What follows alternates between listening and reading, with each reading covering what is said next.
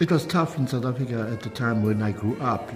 Black people were not supposed to play music. They were supposed to go and work in the mines. And they didn't believe that black people could even compose and play anything. The regime in South Africa made it impossible. They did everything to make it impossible for us. Not just as musicians, but as human beings. They had to run and suffer under apartheid. They were extraordinary people.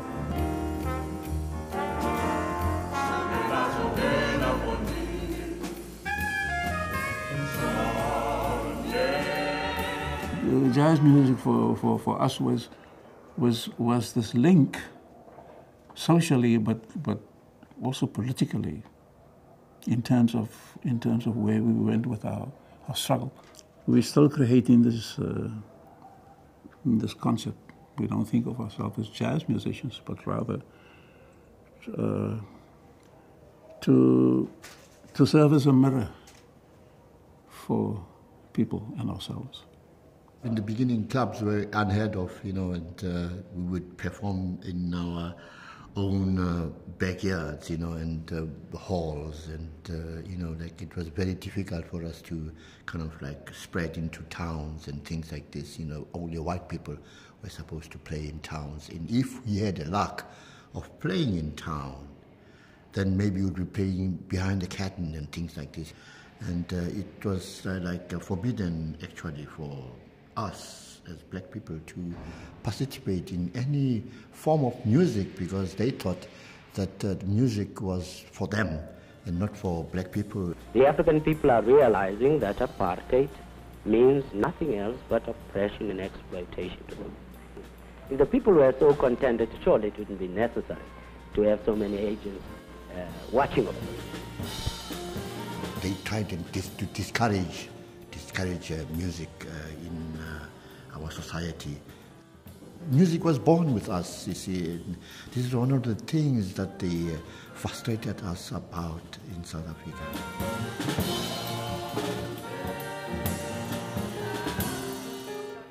We had to play to segregated audiences.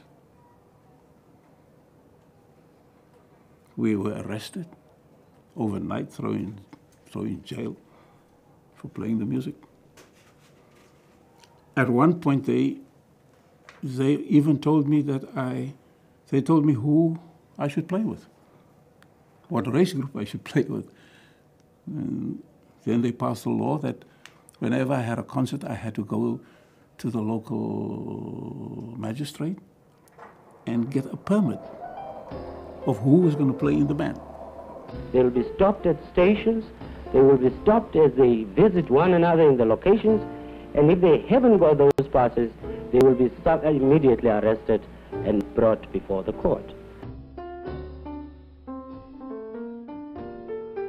We would play with Chris, and Chris would be playing behind the curtain, and if we had to go for just a pleasure time into our location, so Chris would pull up his cap like that and put some black polish to be allowed to be with us. The record companies were controlled by white people. So if you go to a record company, they will always tell you what you must play. Because their overview was that we don't understand the market. So they would manipulate it.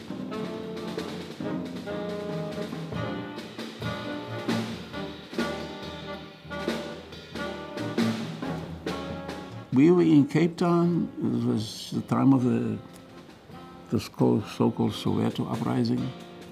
And we were in Cape Town recording. I'd written about 5, 6 other compositions. And we were recording this. And then we had a break. It was about 5 minutes. We could take a break. And there was an old piano. We were recording on a grand piano. And there was this old upright piano. So I went to the piano and said, tang, tang, ding, tang, tang, tang, tang. That was the first sound that came.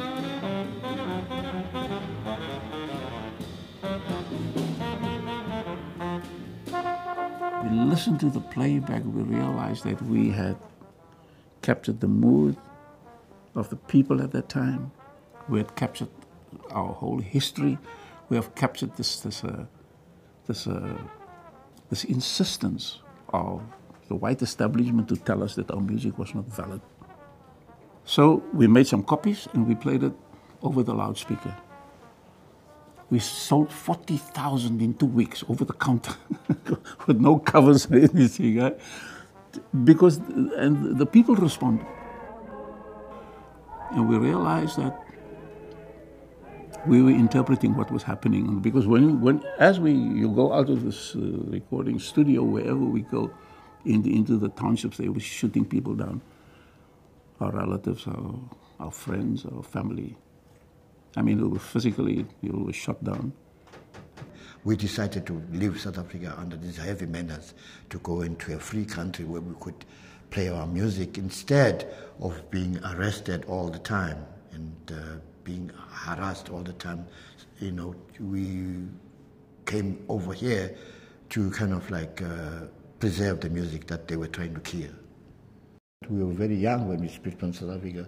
We were really, really under our parents' guidances and things like that. You know, like when we split from South Africa, we split from our mothers, from our fathers, from our families, you know, out here in the cold, you know, and it was very difficult to adjust. They came in '65 to London. They were in Europe before that. They went to Antibes in 1964. They were invited. That's how they got out of South Africa, which was quite a feat. You know, you just didn't get passports for black South Africans.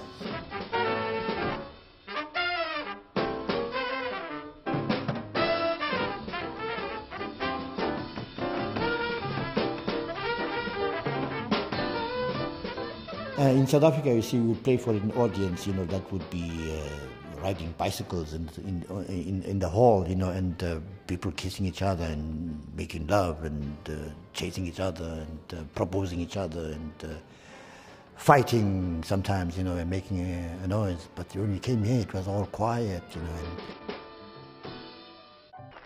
you clap when we stop playing, you know, and things like this. But then the difficulty of trying to please the audience in Europe, which is like different from the audience in South Africa. In South Africa, you just play one note, they scream, you know, like, well, yeah, right on, you know, and things. But when we came here, it was like we could, you know, like both hands free, you know, like freedom made sense.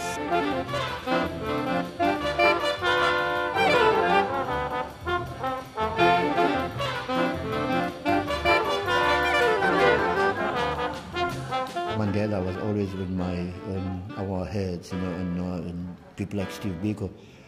So like we could actually shout Steve Biko on the bandstand, you know, which is like, it was like, you know, fantastic feeling, you know, like to be praying to a free people.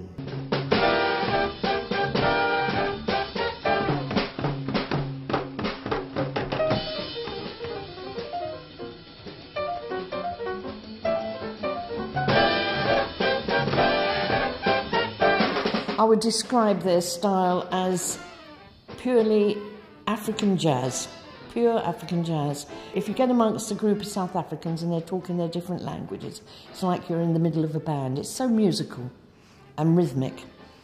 And I think, you know, it's developed from there. Of course, they had influences from outside and everything, but they developed their own, they interpreted it in their own way. And it has such life, such joy in it. There isn't a musician around, I wouldn't think, who isn't influenced by that.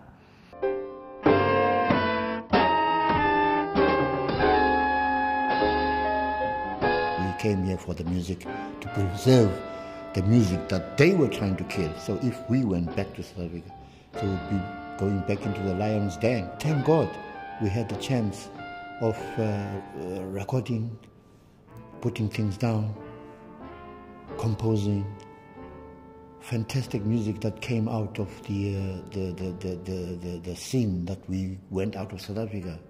I feel privileged to have been part of the whole musical history with them, and terribly pleased that Ogun managed to lay down some of their music for the future.